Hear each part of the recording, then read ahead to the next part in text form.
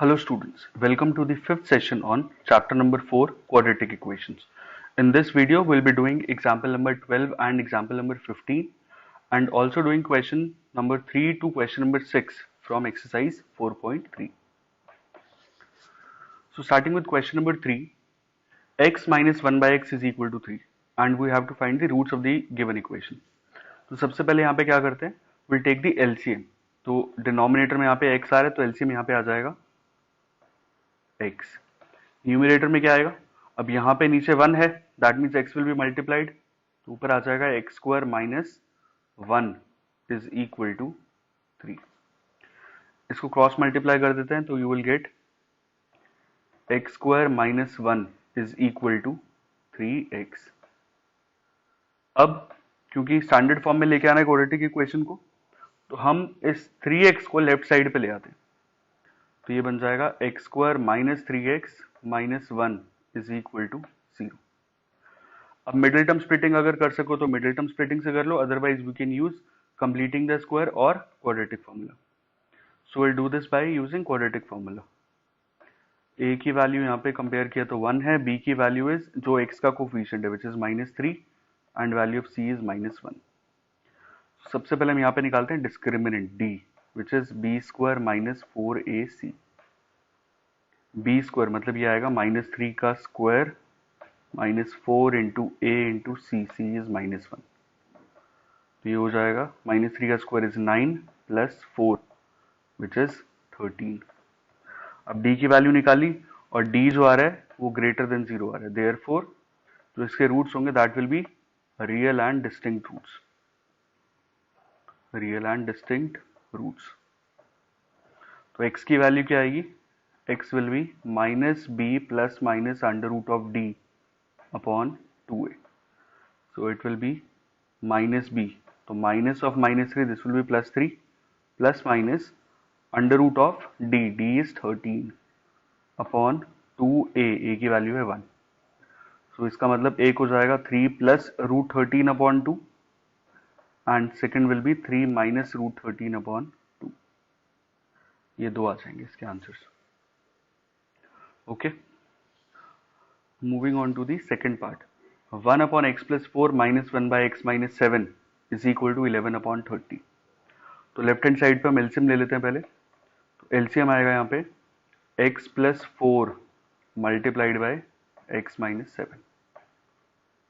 अब क्योंकि यहाँ पे x प्लस 4 है तो ऊपर मल्टीप्लाई करेंगे x माइनस 7 से, और यहाँ पे x माइनस 7 है तो ऊपर मल्टीप्लाई होगा x प्लस 4 से, इज इक्वल टू 11 अपॉन 30. अब ऊपर वाला ब्रैकेट ओपन कर देते हैं और नीचे वाले मल्टीप्लाई कर देते हैं, तो डिनोमिनेटर में बन जाएगा x पहले दोनों से और फिर 4 दोनों से मल्टीप्लाई. x मल्टीप्लाई किया तो x square minus 7x plus 4 किया तो 4x and 4 into minus 7 is minus का 28. और न्यूमिनेटर में x minus 7 minus x minus 4 is equal to 11 upon 30.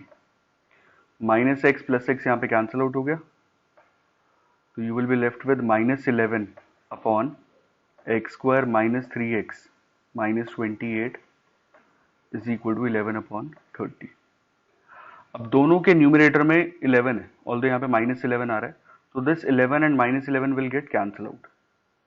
इसको हम कैंसिल आउट कर सकते हैं, बट यहाँ पे क्योंकि -11 था तो you will be left with -1. तो यहाँ पे आएगा -1 divided by x square minus 3x minus 28 is equal to 1 upon 30.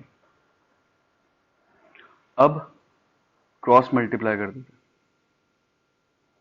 Cross multiply करेंगे तो -30 is equal to x square minus 3x minus 28.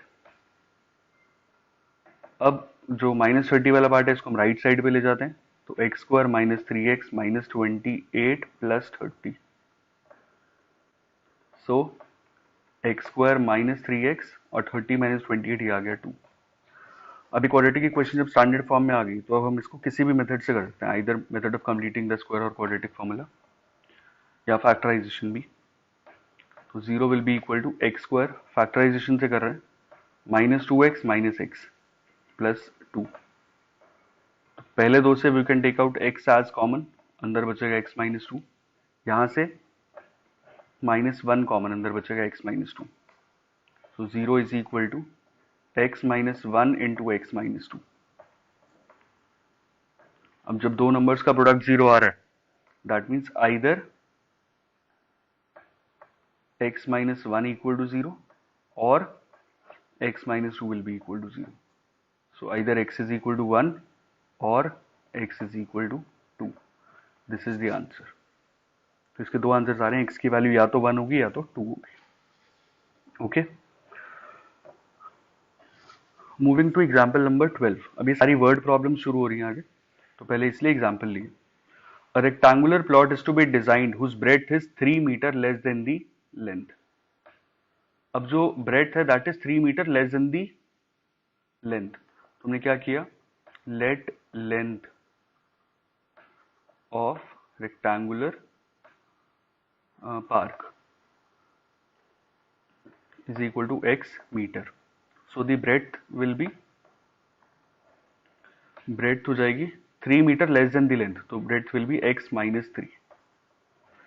Its area is to be 4 square meter। जो हम ये rectangular plot बना रहे हैं, इसका एरिया के बारे में बोले। अब its area is to be 4 square meter more than the area of the park that has already been made in the shape of an isosceles triangle। तो ये रेक्टेंगल का जो area that is 4 metre square more than the area of the triangle. इसको आगे use करते हैं। With the base as the sorry in the shape of an isosceles triangle with its base as the breadth. तो base जो है वो breadth है। अच्छा, मार्क कर लेते हैं इसके अंदर। तो breadth is x minus 3, length is x। ये भी x माइनस 3 हो जाएगा and length will be x। और ट्राइंगल का ऑल्टीट्यूड हमें दे रखा है 12। तो अगर रेक्टेंगल की लेंथ और ब्रेड्थ पता है तो एरिया ऑफ रेक्टेंगल निकाल सकते हैं हम। Area of rectangle will be length into breadth which is x multiplied by x minus 3। so ये भी meters में, which is x square minus 3x। also area of triangle कितना होगा, half into base into height। अब base जो है वो है x minus 3। इस ट्राइंगल का जब बेस देखेंगे तो base is this x minus 3 and height is 12। Height is 12। ये कैंसिल आउट हो जाएगा 6 पे। So this is 6x minus 6 3 जा 18 मीटर स्क्वायर। अब कंडीशन क्या दे रखी थी कि जो रेक्टेंगल है उसका एरिया जो है वो that is 4 square metre more than the area of the park, मतलब ट्राइंगुलर पार्क। सो गिवन था यहाँ पे, according to question it was given that area of rectangle is 4 more than area of triangle. तो rectangle का area हमने निकाला है, this is x square minus 3x will be equal to 4 plus area of triangle which is 6x minus 18। सबको left side पे ले जाओ। तो x square minus 3x minus 6x minus 4 plus 18 is equal to 0। so you will get x square minus 9x और plus 14 is equal to 0। Middle term splitting करेंगे, x square minus 2x minus 7x plus 14 is equal to 0। पहले दो से x common ले सकते हैं। You will be left with x minus 2। यहाँ से माइनस 7 कॉमन आ गया, अंदर बचेगा x minus 2। So x minus 2 into x minus 7 is equal to 0। So either x minus 2 is 0 और x माइनस 7 इज 0। या तो x की वैल्यू 2 है या तो x की वैल्यू 7 है। अब अगर ध्यान से देखेंगे तो x की वैल्यू 2 इनवैलिड है। क्यों इनवैलिड है? क्योंकि x की वैल्यू 2 होने का मतलब, x की वैल्यू 2 होने का मतलब है कि जो लेंथ है दैट विल बी 2 मीटर, क्योंकि लेंथ को हमने x माना था। और जो ब्रेड्थ है this will B x minus 3, मतलब ये 2 माइनस 3 हो जाएगा जो कि माइनस में आ जाएगा, -1। तो therefore this will be rejected, because जो डायमेंशन होंगे लेंथ और ब्रेड्थ वो कभी भी नेगेटिव नहीं हो सकती। तो क्योंकि यहाँ पे ब्रेड्थ नेगेटिव आ रही है लेंथ को 2 लेने से, so this will be rejected. So second case लेके देखते हैं। अगर x की वैल्यू 7 है, if x is equal to 7, 7 का मतलब यहाँ पे length this will be 7 metres और जो ब्रेड्थ रहेगी, ब्रेड्थ कितनी है, breadth is x minus 3, so it will be 7 minus 3 which is 4 metre. So this is the answer. Okay. Moving on to example number 15. A motorboat whose speed is 18 km per hour in still water takes 1 hour more to go 24 km upstream than to return downstream. Find the speed of the stream. Upstream और downstream वाले question जैसे already हमने 9th class में भी किए, तो फिर मैं थोड़ा सा एक्सप्लेन कर दूंगा. A motor boat to speed is 18 kilometre per hour. तो हमें यहाँ पे गिवन है speed of motor boat, this is 18 kilometre per hour, ये गिवन है. अब स्ट्रीम की स्पीड, जो पानी फ्लो कर रहा है उसकी स्पीड क्या है? Speed of stream. अच्छा, इसको हमने लेट कर लिया. Let speed of stream is equal to x kilometre per hour. तो अब डाउनस्ट्रीम और अपस्ट्रीम में क्या होता है कि डाउनस्ट्रीम का मतलब अगर वाटर इस डायरेक्शन में और बोट भी इसी डायरेक्शन में जा रही है तो इसको हम बोलते हैं दिस इज डाउनस्ट्रीम. और ऐसे में क्या होता है कि जो स्पीड होगी बोट की मूव करने की दैट विल इंक्रीज. अगर बोट नॉर्मल वाटर में, अगर suppose boat 5 kilometre per our की स्पीड से चल सकती है अगर वाटर स्टिल है, तो अगर रुका हुआ पानी है तो. और अगर हमने वाटर में चलाया जिसकी स्पीड ऑलरेडी रनिंग वाटर है which is suppose 2 kilometre per hour, तो अब बोट 5 किलोमीटर पर आवर की स्पीड से नहीं चलेगी. अब बोट जो चलेगी दैट विल बी 5 + 2 मतलब 7 किलोमीटर पर आवर की स्पीड से मूव करेगी. और अपस्ट्रीम का मतलब क्या होता है कि अगर वाटर ऐसे फ्लो कर रहा है, बोट उल्टी डायरेक्शन में जा रही है, वाटर ऐसे है बोट ऐसे, if this is 2 kilometre per our, this is 5 kilometre per hour. तो अब अगर बोट आगे बढ़ने की कोशिश करिए तो वाटर उसको पीछे पुश करेगा, उसको आगे बढ़ने नहीं देगा. तो एक्चुअल में जो बोट होगी वो सिर्फ 5 - 2 विच इज 3 किलोमीटर पर आवर की स्पीड से आगे बढ़ेगी. ऑल्दो वो कोशिश कर रही है कि 5 किलोमीटर पर आवर की स्पीड से करे, लेकिन वाटर भी क्योंकि उसको उल्टा पुश करेगा तो जो बोट होगी that will move at a speed of 5 kilometre per our.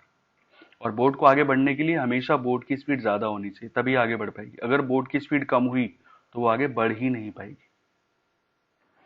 Okay, so that means यहां पे क्या होगा? Speed of boat in downstream will be 18 + x kilometre per our and speed of boat in upstream will be 18 - x kilometre per our. Upstream के case में speed subtract हो जाएगी और downstream के केस में ऐड हो जाएगी. ओके, तो अब हमें यहां पे देखना है इक्वेशन कैसे बनेगी, इसके अंदर रिलेशन क्या है. तो रिलेशन है यहां पे कि जो अपस्ट्रीम का टाइम है, the motor boat to speed is 18 kilometre per hour still water takes 1 hour more to go 24 kilometre upstream than to return downstream. तो जो अपस्ट्रीम का टाइम है, time of upstream, this is 1 hour more than time of downstream. ये लिखा है कि upstream, क्योंकि अब अपस्ट्रीम के टाइम पे स्पीड कम हो जाती है तो वो डेस्टिनेशन पे लेट पहुंचेगी. लेट पहुंचेगी मतलब टाइम ज्यादा लगेगा. तो अपस्ट्रीम का टाइम जो है वो 1 घंटा ज्यादा है डाउनस्ट्रीम के टाइम से. तो अपस्ट्रीम का टाइम, टाइम का फॉर्मूला क्या होता है? Distance upon speed. अब क्योंकि हम टाइम अपस्ट्रीम का निकाल रहे हैं तो स्पीड जो है यहाँ पर वो भी अपस्ट्रीम वाली लेंगे. This will be equal to 1 + distance upon speed downstream वाली लेंगे. डिस्टेंस तो दोनों केसेस में सेम है. डिस्टेंस यहाँ पे गिवन है 24 kilometre. So this distance will be 24 kilometre upon speed upstream कितनी है? Speed upstream is 18 - x is equal to 1 + 24 upon 18 + x. बस अब हमें यहाँ पे x की वैल्यू निकालनी है तो पहले हम एलसीएम ले लेते हैं. तो एलसीएम लेने से पहले हम ये 18 - x और 18 + x वाली टर्म्स को एक साथ कर देते हैं. तो -24 upon 18 + x is equal to 1. तो in the left side we can take LCM 18 - x into 18 + x और ऊपर से 24 ले लिया कॉमन. यहाँ आ जाएगा 18 + x माइनस, अब माइनस आगे 18 - x आएगा तो अंदर के साइन रिवर्स होंगे. तो -18 plus x is equal to 1. So here -18 and 18, this will cancel out. So 24 multiplied by 2x divided by 18 minus x into 18 plus x. ये आइडेंटिटी बन रही है a minus b a plus b.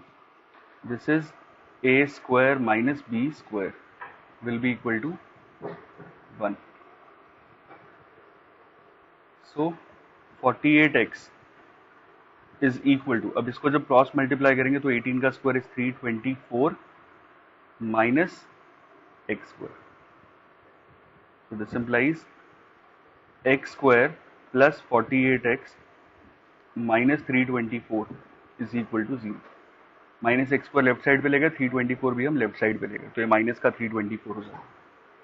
अब चाहो तो इसको कंप्लीटिंग द स्क्वायर से कर लो, चाहे तो फैक्टराइजेशन से या फिर क्वाड्रेटिक फॉर्मूला किसी से भी कर सकते हैं. तो मैं इसको कंप्लीटिंग द स्क्वायर से कर रहा हूँ.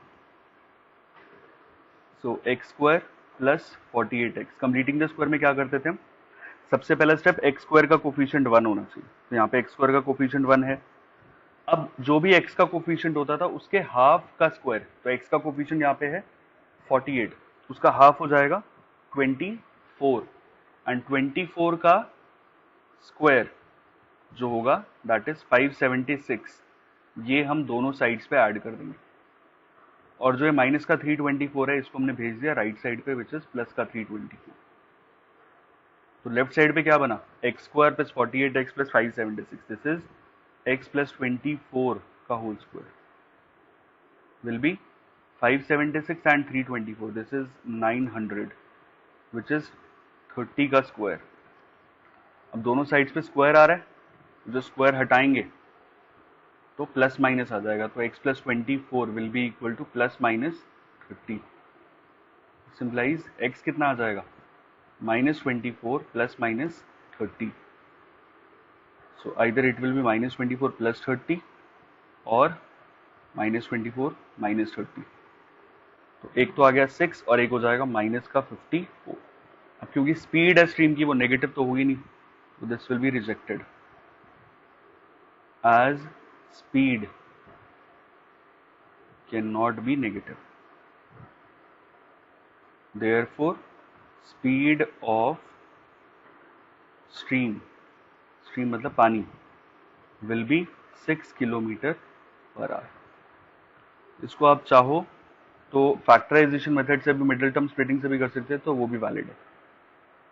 ओके, मिडिल टर्म स्प्लिटिंग में एक्शन में यही वाले आएंगे 6 एंड 54. तो 48x को लिख सकेंगे 54x माइनस 6x, तो वो सेम ही अप्रोच हो जाती है. Okay, moving on to question number 4. The sum of the reciprocals of Rahman's age 3 years ago and 5 years from now is 1/3. तो जो रहमान है उसकी एज 3 साल पहले और जो एज होगी उसकी 5 साल के बाद, उनके रेसिप्रोकल का sum is 1/3. So let Rahman's present age is equal to x years. Therefore his age 3 years ago, क्योंकि हमें 3 साल पहले की एज चाहिए, 3 years ago will be x minus 3 years, and his age 5 years from now. 5 साल के बाद क्या एज होगी? x plus 5 years. 3 साल पहले की एज पता चल गई, 5 साल के बाद की एज पता चल गई. क्वेश्चन में क्या आगे बना है? The sum of the reciprocals of the Rahman's age. अब जो इनकी एजेस आई है 3 साल पहले और 5 साल के बाद, उनका रेसिप्रोकल. सो 1/x minus 3, ये 3 साल पहले की एज का रेसिप्रोकल है, और 1/x plus 5, ये 5 साल के बाद की एज का रेसिप्रोकल है. This will be equal to 1/3. यहाँ पे x की वैल्यू निकालनी है तो हम एलसीएम ले लेते हैं इक्वेशन बनाने के लिए. तो एलसीएम आ गया x minus 3 into x plus 5. So in the numerator it will be x plus 5 plus x minus 3 is equal to 1/3.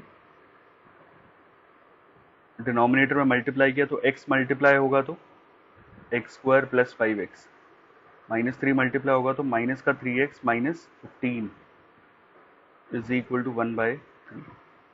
ऊपर आएगा 2x plus 5 minus 3 is 2।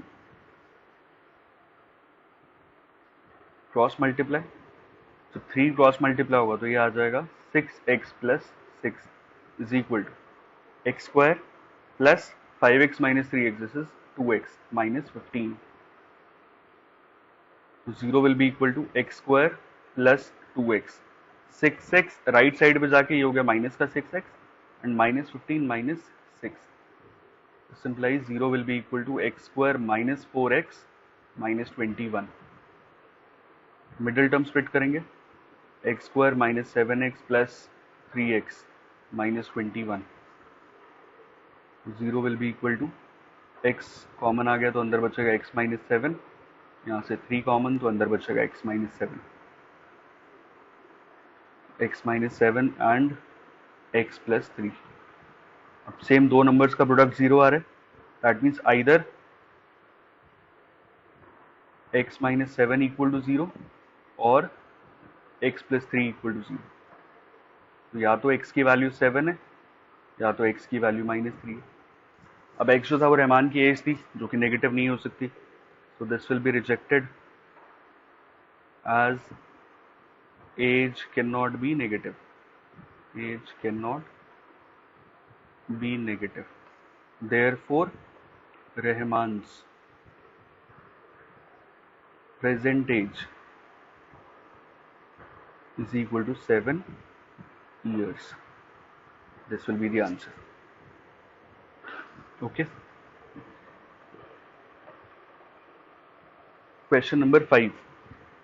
In a class test, Shefali's marks in maths and English is 30. तो maths और English के marks मिला के total 30 आए हैं उसके। सो लेट मार्क्स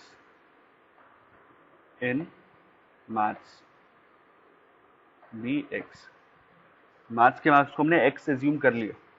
अब क्योंकि मैथ्स और इंग्लिश के मिला के टोटल 30 मार्क्स है, दैट मीन्स अगर मैथ्स के मैंने x एज्यूम किए, therefore marks in English will be 30 minus x, क्योंकि दोनों को मिला के 30 मार्क्स थे।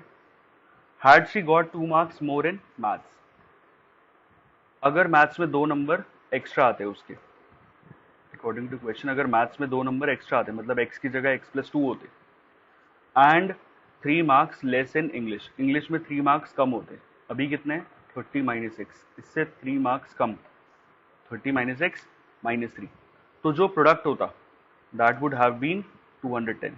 तो मैथ्स के मार्क्स मल्टीप्लाइड बाय इंग्लिश के नए marks will be equal to 210। So x plus 2 multiplied by 30 minus 3, this is 27 minus x is equal to 210.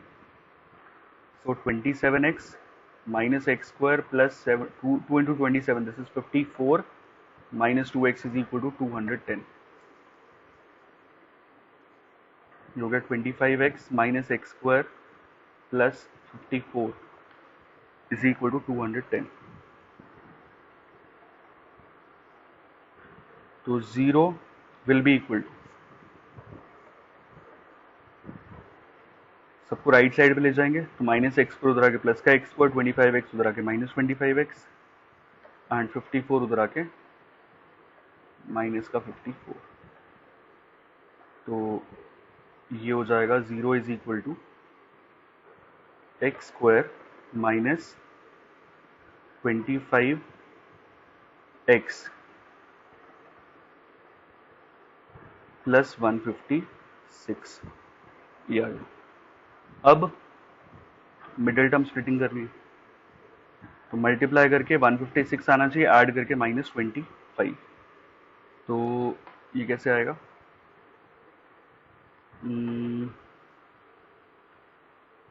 12 and 13, अगर हम 12 और 13 को मल्टीप्लाई करते हैं ये 156 आता है और यहाँ पे ऐड करके माइनस 25, तो 0 will be equal to x square minus 12x minus 13x plus 156।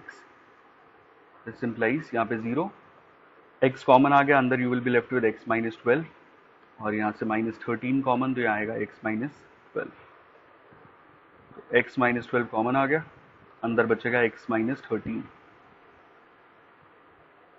So either x minus 12 equal to 0 और x माइनस 13 इक्वल टू 0.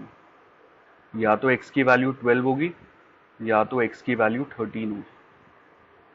तो अब ऐसा नहीं है कि एक मैथ्स के मार्क्स है और एक इंग्लिश के मार्क्स है. x जो था वो हमने मैथ्स के मार्क्स से एज्यूम किए थे. तो ये गलती नहीं करनी है कि एक 12 मैथ्स के हो गए तो 13 इंग्लिश के हो गए, ऐसा नहीं. तो दो केसेस बनेंगे. If x is equal to 12, तो इसका मतलब मार्क्स जो मैथ्स में वो 12 हो गए, एंड मार्क्स इन इंग्लिश जो कि हम 30 माइनस एक्स ले रहे थे, तो 30 माइनस एक्स मतलब 30 माइनस 12 विच इज 18, ये हो जाएंगे. और अगर x की वैल्यू 13 है तो इसका मतलब marks in maths will be 13 and marks in English will be 30 minus 13 which is 17. तो ये दो केसेस दोनों के दोनों सॉल्व करने पड़ेंगे. नेगेटिव होते तो हम वहाँ पे रिजेक्ट कर देते कि मार्क्स नेगेटिव नहीं हो सकते इसके अंदर. तो अब यहाँ पे जो है marks in maths will be 12 और 13 दोनों हो सकते हैं. तो अगर मैथ्स में 12 मार्क्स है तो इंग्लिश में 18 हो जाएंगे, और अगर मैथ्स में 13 है तो इंग्लिश में 17 हो जाएंगे. Okay, moving to question number 6. The diagonal of a rectangular field is 60 meters more than the shorter side. If the longer side is 30 meter more than the shorter side, find the sides of the field. So एक rectangular field है, इसमें क्या बोला कि जो diagonal है वो shorter side से 60 मीटर ज्यादा है. सपोज जो ये ब्रेड्थ है, this is the shorter side, तो let breadth is equal to x metre. Breadth को हमने एक्स मीटर मान लिया जो ये शॉर्टर साइड. डायगनल के बारे में क्या बोला है, diagonal is 60 meter more than the shorter side. तो डायगनल जो है this will be x plus 60 meter ज्यादा है. एंड दी लॉन्गर साइड मतलब जो लेंथ होगी, शॉर्टर साइड ये है, लॉन्गर साइड ये है, and this is the diagonal. जो लॉन्गर साइड है that is 30 meter more than the shorter side, तो ये है एक्स प्लस 30. तो जो लेंथ है this will be x plus 30 meter and the diagonal will be x plus 60. Okay, अब क्योंकि ये रेक्टेंगल दे रखा है, मतलब ये एंगल अगर 90 डिग्री है, सो लेबलिंग कर देते हैं A B C D. So in right triangle B C D, B C का स्क्वायर प्लस सी डी का square will be equal to B D का square, which is by Pythagoras theorem. तो B C इसकी value है x, इसका square, C D is x plus 30 इसका square, and B D is x plus 60 इसका square. अब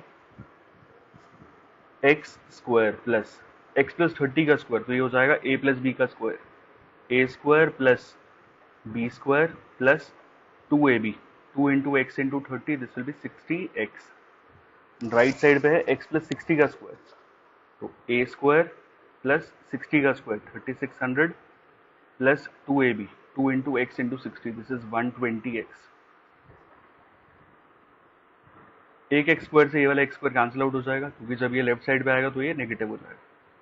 you will be left with x square plus 60x, और ये 120x. 120x इधर आया तो नेगेटिव हो गया, तो x square minus 60x, and 936 उधर आके लेफ्ट साइड में माइनस 3600, तो ये बन जाएगा माइनस का 2700 इज इक्वल टू 0. अब इसके मिडिल टर्म स्प्लिटिंग करनी है, x square minus 90x plus 30x minus 2700 is equal to 0. Word problem में ऐसा कोई प्रॉब्लम नहीं है, किसी भी तरीके से कर सकते हो इसमें. Quadratic formula, factorisation, middle term splitting, जो भी आपको इजी लगे उससे कर सकते हैं. सो x कॉमन अंदर बचेगा x माइनस 90 प्लस इन दोनों से 30 common, you will be left with x minus 90 is equal to 0। So x minus 90 यहाँ से कॉमन आ गया, अंदर बचेगा x plus 30 is equal to 0।